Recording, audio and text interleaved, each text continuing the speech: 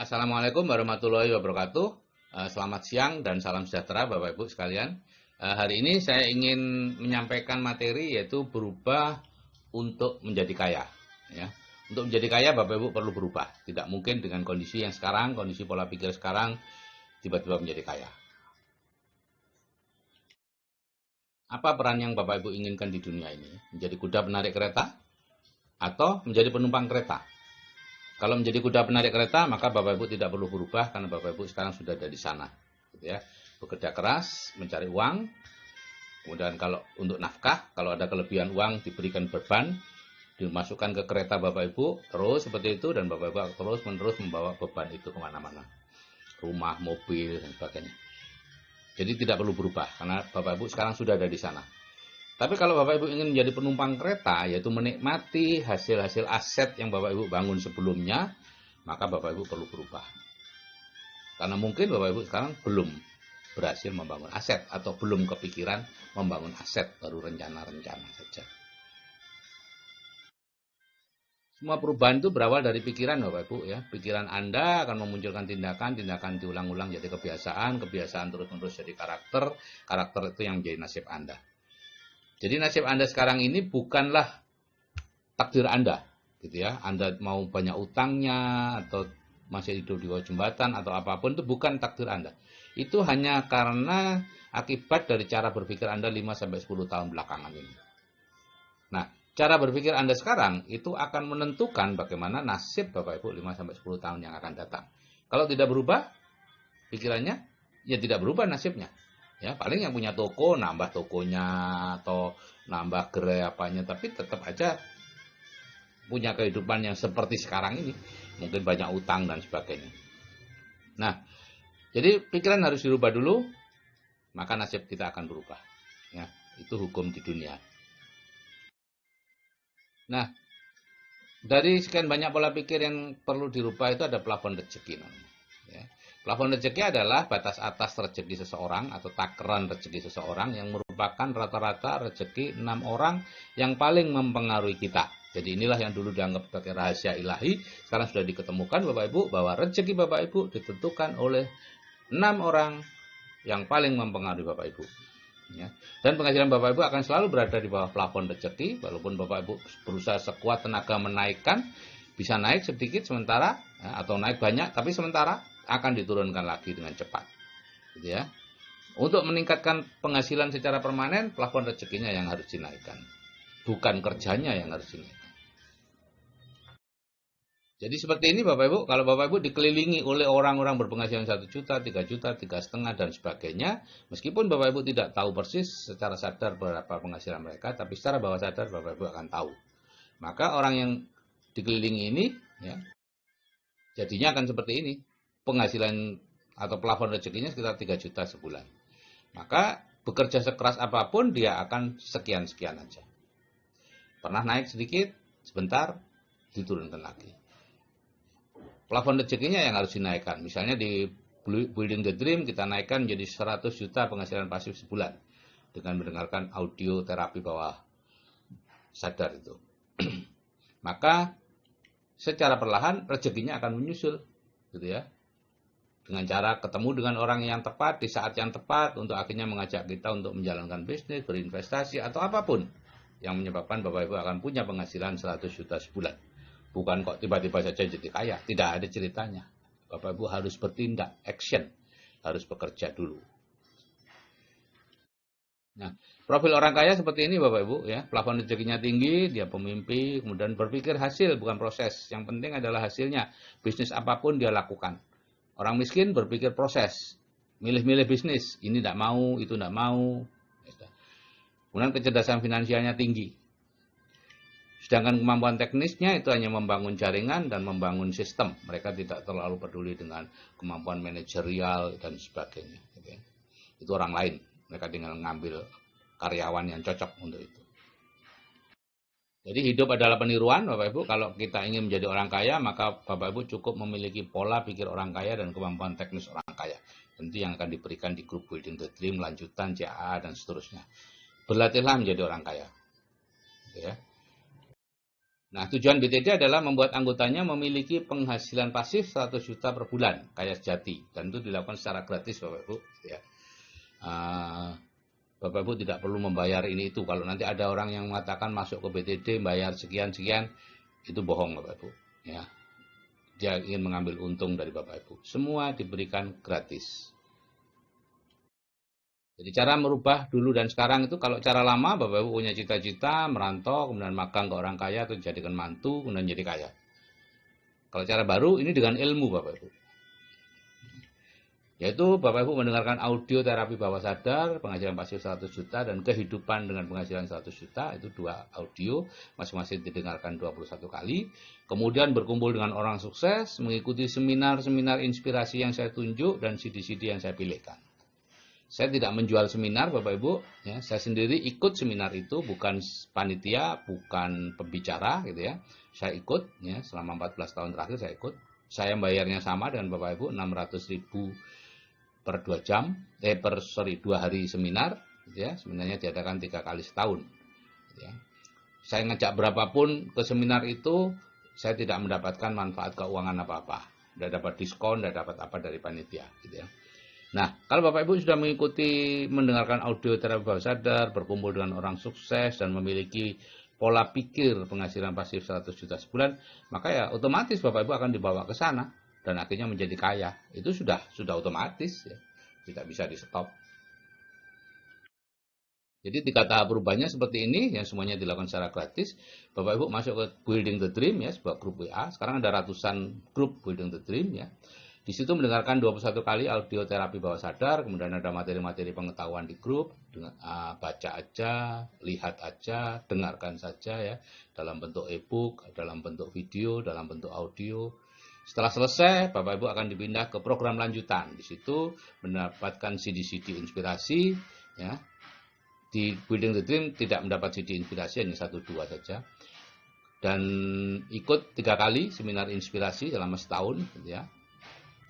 Dan setelah itu ya mekanisme sukses otomatis Bapak Ibu sudah jalan dan akan membawa mencarikan bisnis, investasi ataupun apa yang memberikan penghasilan pasif 100 juta sebulan. Ya. Entah dengan cara sendiri atau melalui CAA. Itu sih suka-suka aja. Yang penting adalah baru. Ya, bisnis baru, bukan bisnis yang sekarang Bapak Ibu kerjakan. Karena itu sudah pasti tidak akan membawa Bapak Ibu ke penghasilan pasif 100 juta sebulan. Kenapa? Karena bisnis itu Bapak Ibu temukan pada saat pola pikir Bapak Ibu adalah pola pikir bekerja keras mencari uang. Sehingga bisnis-bisnis yang menarik hati Bapak Ibu adalah bisnis-bisnis yang sifatnya bekerja keras mendapatkan uang. Bukan bekerja keras membangun aset. Itu syarat untuk bisa mendapatkan penghasilan pasif 100 juta sebulan adalah Bapak Ibu bekerja keras membangun aset, bukan mencari uang. Nah, hal-hal yang dipelajari nanti di grup CAA, seandainya Bapak Ibu masuk ke grup CAA, Dream Building, Time Management, Goal Setting, People Skill, Leadership Skill, Attitude of Success, meningkatkan percaya diri, cara mengatasi kegagalan. Dan ini pun bisa diperoleh di Leadership Seminar. Aturan di grup Building the Dream seperti ini Bapak Ibu ya. Anggota BTD yang baru masuk segera menemukan admin pendampingnya, yaitu anggota CAA yang masukkan ke grup. Jadi yang grup Building the Dream ini menjadi alat anggota CAA untuk belajar kepemimpinan. Ya, belajar people skill dan sebagainya. Admin pendamping itu komentor yang mengirimkan materi-materi yang bersumber dari saya ke grup dan menerima pertanyaan dari anggota grup untuk diteruskan ke saya, kemudian mengkopas lagi jawaban saya ke anggota grup. Karena apa? Karena saya tidak bisa lagi masuk ke anggota BTD secara umum, ya. Begitu banyak anggota BTD, sudah tidak nututi bagi saya. Nah, ini grup pendidikan Bapak Ibu. Anggota grup dan komentor hendaknya menahan diri untuk tidak mengisi materi-materi sendiri ya. Seperti motivasi, agama, politik, atau apapun ke grup ini.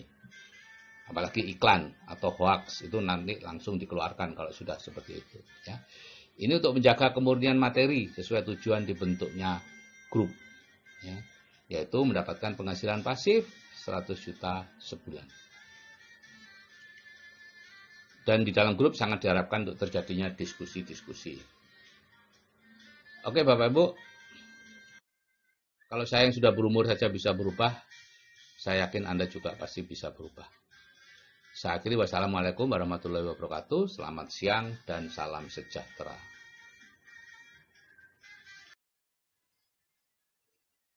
Assalamualaikum warahmatullahi wabarakatuh, Bapak Ibu.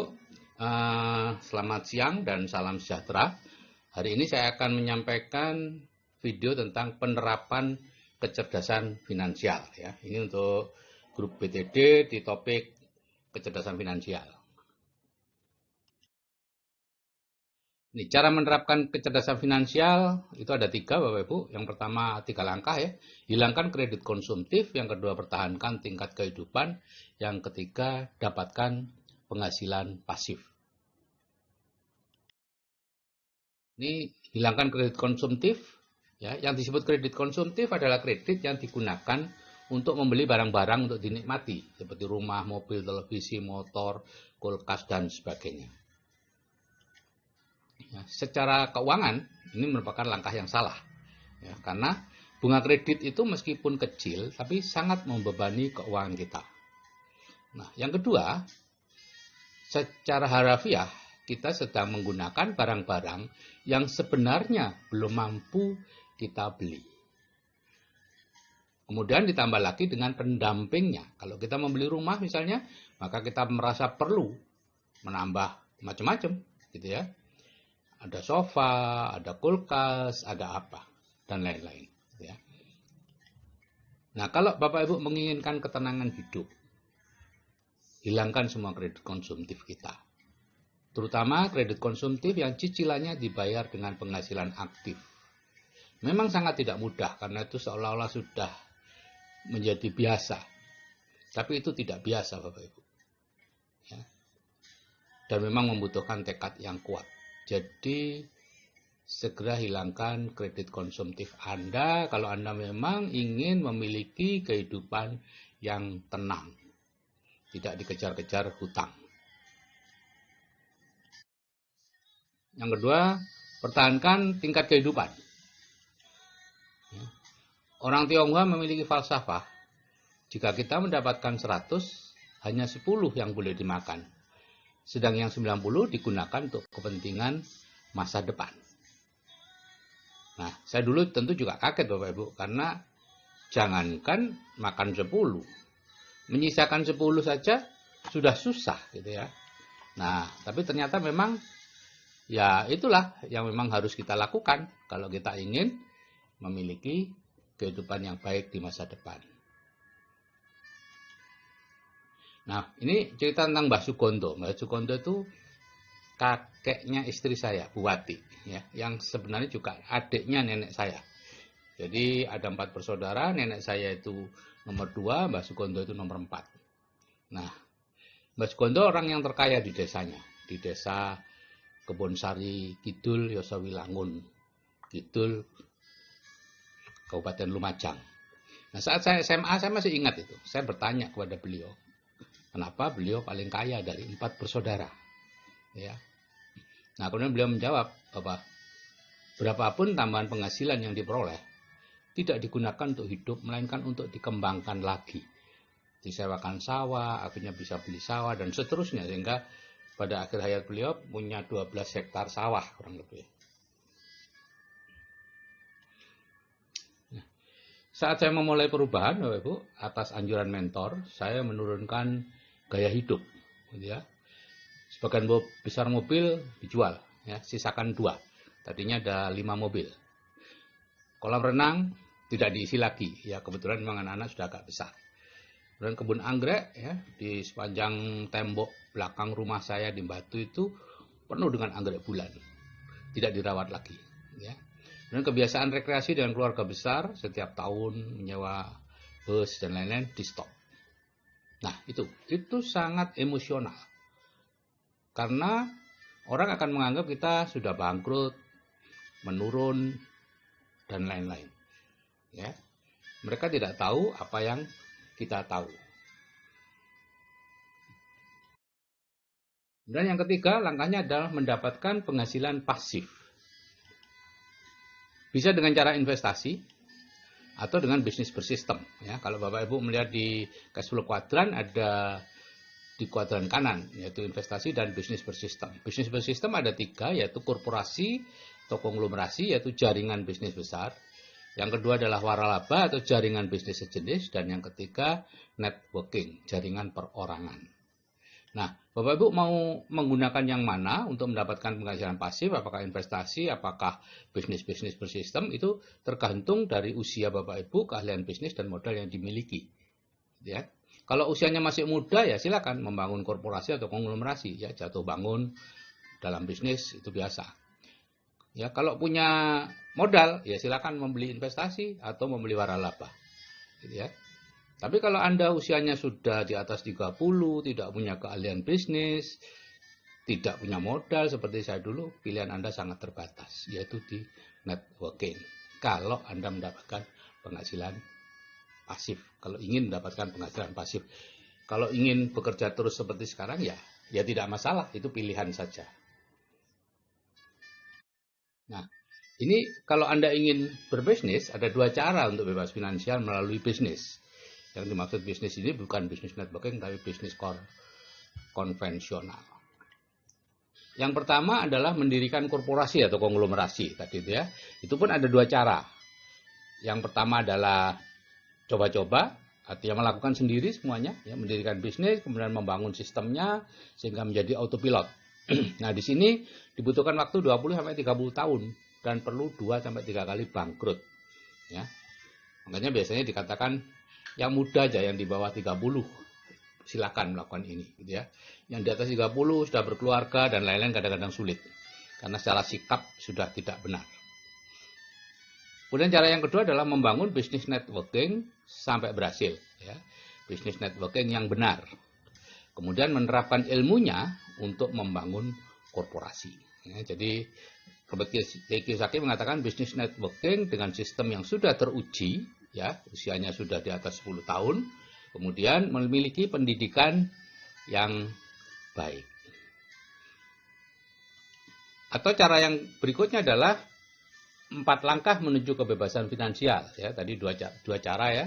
Pertama mendirikan korporasi, konglomerasi. Yang kedua 4 langkah menuju kebebasan finansial. Langkah pertama mendirikan bisnis apa saja. Kemudian langkah kedua reinvestasi di bisnis, terus menerus hasil bisnis direinvestasikan lagi, reinvestasikan lagi, terus menerus sampai bisnisnya besar. Setelah itu keuntungan dari bisnis diinvestasikan di properti. Barulah langkah keempat menikmati kemewahan dari hasil properti. Anda bisa hidup mewah dengan hasil dari properti Anda. Nah, kebanyakan orang yang saya lihat adalah hanya 2 langkah. Yang pertama mendirikan bisnis, kemudian langkah berikutnya langsung keempat menikmati kemewahan dari hasil bisnis. Akibatnya apa ya? Mereka terus-menerus mengawal bisnisnya. Ya, tidak bisa bebas finansial. Bisnis mereka bukan aset. Jadi mereka bukan pemilik bisnis tapi pelaku bisnis. Bisnisnya bukan aset. Yang menjadi aset adalah diri mereka sendiri. Karena kalau diri mereka sudah berhenti melakukan kegiatan bisnisnya akan kolaps. Oke Bapak Ibu, jika saya yang sudah berumur masih bisa menerapkan kecerdasan finansial, tentu saya sesuaikan dengan umur saya, Anda juga pasti bisa. Salam sukses dari saya. Wassalamualaikum warahmatullahi wabarakatuh. Salam sejahtera dan selamat siang. Assalamualaikum warahmatullahi wabarakatuh. Selamat siang Bapak Ibu dan salam sejahtera untuk yang beragama lain. Hari ini saya akan membawakan topik tentang pensiun sejahtera.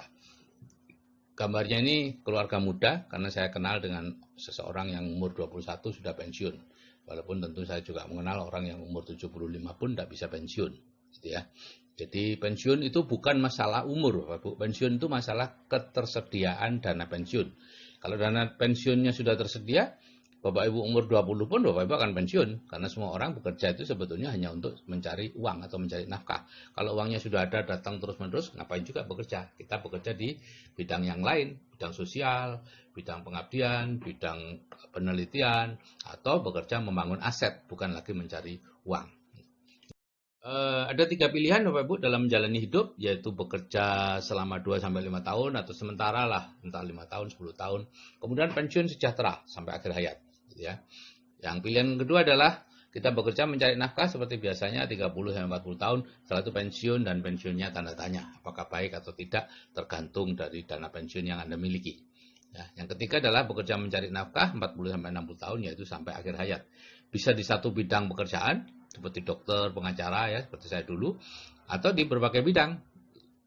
Misalnya pensiun dari tentara kelas pangkat menengah gitu, kemudian menjadi satpam, kalau pangkatnya tinggi menjadi penasehat, menjadi komisaris, menjadi konsultan atau apapun gitu ya.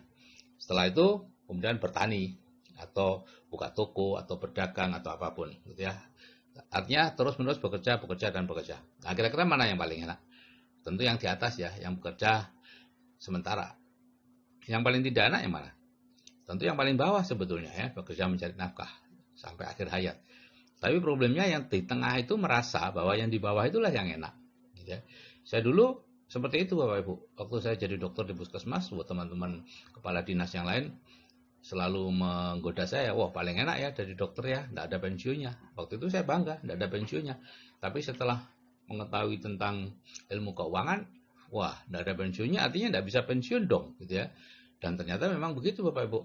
Guru-guru saya yang sudah sepuh, yang sudah umur 70-an tapi masih harus mencari nafkah, itu seringkali salah, diundang di rumah sakit A untuk operasi, datangnya ke rumah sakit B, ya, atau mencuci tangannya, setelah dicuci tangannya dia pulang gitu ya. Kru OK sudah nunggu-nunggu, dokternya tidak ada atau profesornya tidak ada. Oke Bapak Ibu, itulah 3 pilihan menjalani hidup ya. Terserah Bapak Ibu milih yang mana. Kalau saya sudah ada di nomor yang 1 itu, dan anak-anak juga di situ ya. Nah, ini 3 tahapan dalam hidup Bapak Ibu ya. Ada pendidikan, pekerjaan, dan hasil. Ya, pendidikan seperti SD, SMP, SMA, dan seterusnya. Pekerjaan itu guru, dosen, tentara, bupati, dan seterusnya. Hasil itu ya penghasilan 1 juta misalnya, tabungan 2 miliar, rumah 2 hektar, dan seterusnya. Problemnya adalah nyaris tertutup mengenai hasil kita ya. Kenapa? Karena sejak kecil kita dididik untuk hanya melihat pekerjaan. Ya, kalau kita ditanya, anak-anak kecil ditanya, selalu diharap untuk menjawab dengan guru, dosen, tentara, bupati, dokter, dan sebagainya. Tidak boleh menjawab atau tidak diharapkan menjawab ingin kaya dan lain-lain. Kalau menjawab seperti itu akan dikejar lagi. Untuk kaya itu jadi apa? Ya, itu seperti anak saya dulu. Ditanya oleh guru TK-nya, bisa jadi apa, Cah? Dia jawab sesuai arahan saya, jadi orang kaya, Bu Guru. Besok banyak membantu orang. Oh, bagus sekali, Cah. Untuk bisa jadi orang kaya itu kamu jadi apa? Tidak penting katanya Bapak, yang penting jadi orang kaya gitu kan. Anak TK suka ngotot. Iya, Ibu Guru tahu, tapi untuk bisa kaya itu loh, apa kamu mau jadi dokter seperti bapakmu? Bapak aja berhenti. Ya, itu jawaban anak saya seperti itu. Akibatnya apa Bapak Ibu? Karena kita selalu didikte untuk terus dalam bidang pekerjaan dan selalu dilatih bahwa bekerja itu mulia, menganggur itu tercela, pensiun itu kiamat dan sebagainya, hal-hal seperti itu. Akhirnya kita terus-menerus berkutat antara bekerja, pendidikan, bekerja, pendidikan. Gitu ya. Selesai sekolah kita kerja, masih kurang sekolah lagi, kerja lagi, sekolah lagi, kursus, terus seperti itu sampai seumur hidup. Dan itu dianggap wajar karena memang sekitar saya seperti itu dan dianggap membanggakan. Padahal seharusnya sebetulnya yang diinginkan tuh hasil sebetulnya gitu loh ya. Punya penghasilan besar, punya uang banyak, punya rumah besar, itu yang diharapkan gitu ya. Nah, ini ada life map miskin Bapak Ibu ya. Yaitu life map yang menekankan pada bekerja mencari uang. Dan life map yang tidak suka uang. Gitu ya. Sejak kecil kita dilatih untuk tidak suka uang loh Bapak Ibu ya. Uang tidak dibawa mati ya, masalah karena uang itu menyebabkan pertengkaran, hal-hal seperti itu yang kita anggap benar gitu ya. Nah, orang yang mendapat life map miskin atau di otaknya itu ada life map miskin, itu biasanya jatuh dalam kondisi salah satu dari 2 ini. Yang pertama sudah bekerja keras bertahun-tahun penghasilannya begitu-begitu saja. Atau yang kedua, sudah berpenghasilan besar bertahun-tahun, tabungannya segitu-gitu aja. Kalau kita punya uang kecil, uang sedikit ya, tidak sedikit, banyak pun ya. Pokoknya punya uang lah yang belum jelas penggunaannya. Maka Bapak Ibu akan mendapat dorongan yang luar biasa untuk menghabiskan uang itu. Tiba-tiba saja muncul hal-hal yang tadinya tidak terpikirkan ya, lantai yang baik-baik saja selama ini, tiba-tiba nampak kusam yang nggak perlu diganti, ya. Ruangannya sebenarnya cukup, gitu ya, tiba-tiba kurang luas, ya, sehingga ditambah kamar, ya, karena merasa kalau hari raya kan penuh, padahal hari raya itu cuma setahun sekali, gitu ya, dan orang pulang kampung hari raya itu senang kalau desa-desaan malahan, gitu ya. Tapi selalu ada ide yang tidak bisa Bapak Ibu cegah, sehingga dikatakan bahwa rumah adalah penghisap kekayaan kita nomor satu, karena semua uang kita masuk ke rumah. Rumah tidak pernah jadi. Selama Anda punya uang, rumah Anda akan terus-menerus akan Anda perbaiki dan itu menghisap kemampuan keuangan Anda. Ya. Kemudian kalau Anda mencoba untuk melakukan sesuatu sesuai passion, sesuai minat dan sebagainya, pada akhirnya Anda akan jatuh dari satu ke dua. Tidak akan kemana-mana. Gitu ya. Bapak Ibu, semua ini berawal dari pikiran. Ya, kenapa semua bisa terjadi, kenapa Bapak Ibu terus-menerus harus bekerja, kenapa tidak pernah atau jarang sekali bisa punya uang banyak, meskipun sudah menghasilkan uang banyak, tetap aja tidak punya uang gitu ya. Karena semuanya berawal dari pikiran. Dari pikiran kita akan munculkan tindakan-tindakan tertentu, tindakan yang diulang-ulang jadi kebiasaan, kebiasaan yang terus-menerus dilakukan jadi karakter, dan karakter itulah yang akan jadi nasib kita. Jadi nasib Bapak Ibu sekarang ini bukanlah takdir Bapak Ibu, ini hanya sekedar hasil cara berpikir kita yang lalu, ya. Saat ini cara berpikir kita kan seperti tadi saya katakan, yaitu bekerja keras mencari nafkah, ya. Bekerja kerasnya betul, mencari uangnya yang salah. Seharusnya bekerja keras membangun aset atau membuat pabrik uang yang menghasilkan uang terus-menerus untuk kita. Itu, ya.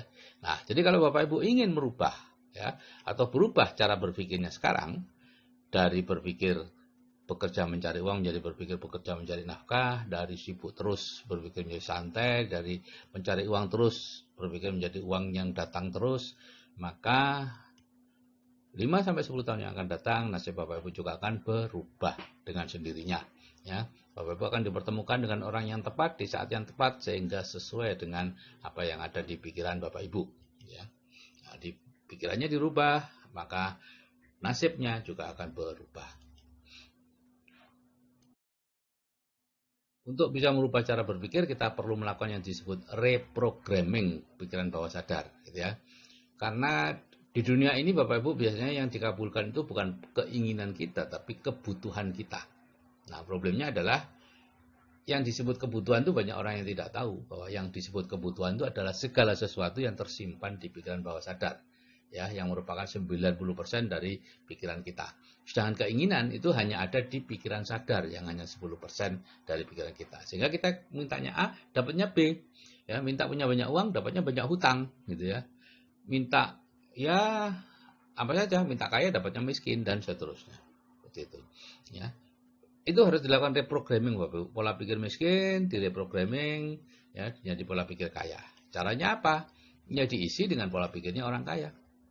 Ya, kalau zaman dulu Bapak Ibu, untuk bisa memiliki pola pikir orang kaya, orang harus merantau dulu, ya, keluar dari rumah, ya, punya cita-cita merantau ke kota besar, gitu ya, kemudian magang ke orang sukses, baru bisa kaya.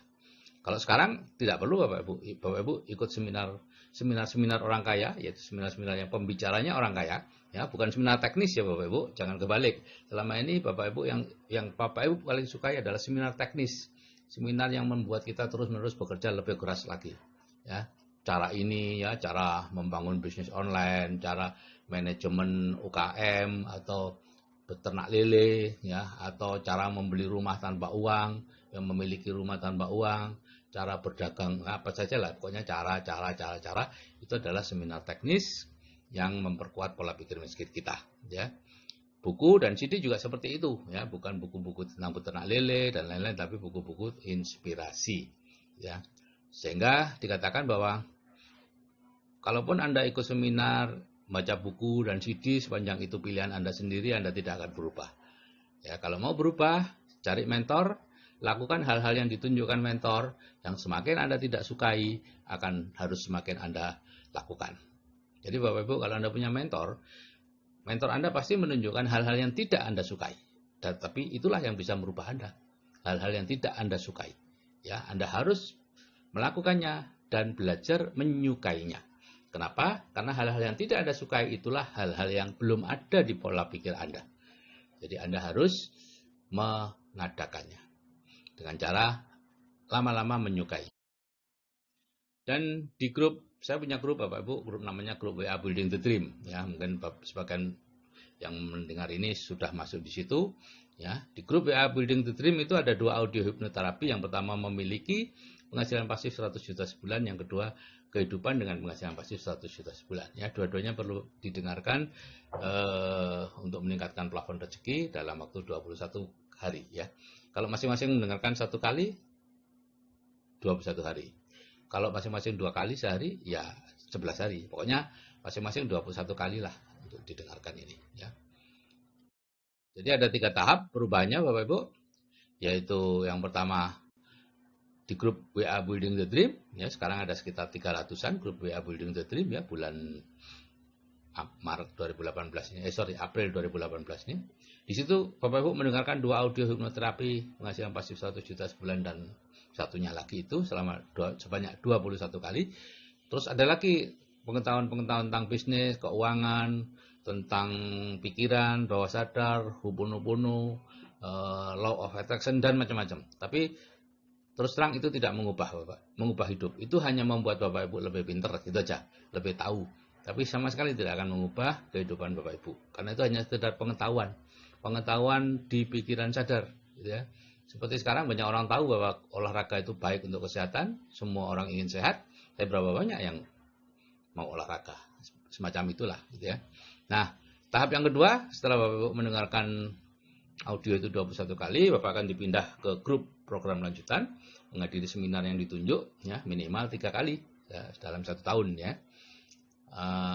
Seminarnya memang 3 kali. Dan mohon maaf, saya tidak jualan seminar Bapak Ibu, ya. Saya juga ikut seminar ini, saya bukan penyelenggaranya, dan berapapun saya mengajak orang untuk ikut seminar, Bapak saya tidak mendapatkan apa-apa dari panitia, gitu ya.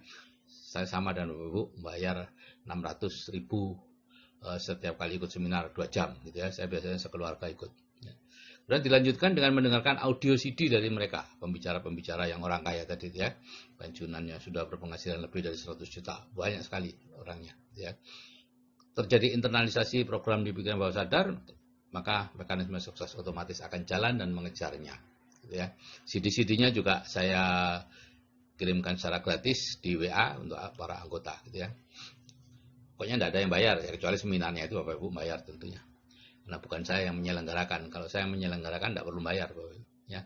Nah, tahap yang ketiga itu ada 2 pilihan. Ya, Bapak Ibu bisa menemukan sendiri cara membangun dana pensiunnya, dan pasti akan ketemu Bapak Ibu, jangan khawatir. Sekarang Bapak Ibu tidak tahu sih, memang iya, tapi nanti kalau sudah di tahap 1 dan 2, sudah hadir di leadership seminar dan sebagainya, maka Bapak Ibu akan tahu sendiri apa yang harus dilakukan, investasi di bidang apa, bisnis di bidang apa, itu nanti akan tahu sendiri. Ada 2 pilihan, yaitu membangun sendiri atau dengan bimbingan di grup CA, ya. Oke Bapak Ibu, kalau saya yang sudah berumur saja bisa berubah Bapak Ibu, ya. Saya mulai mengenal hal seperti ini umur 49, kemudian umur 51 saya bisa freedom. Saya yakin Anda juga pasti bisa.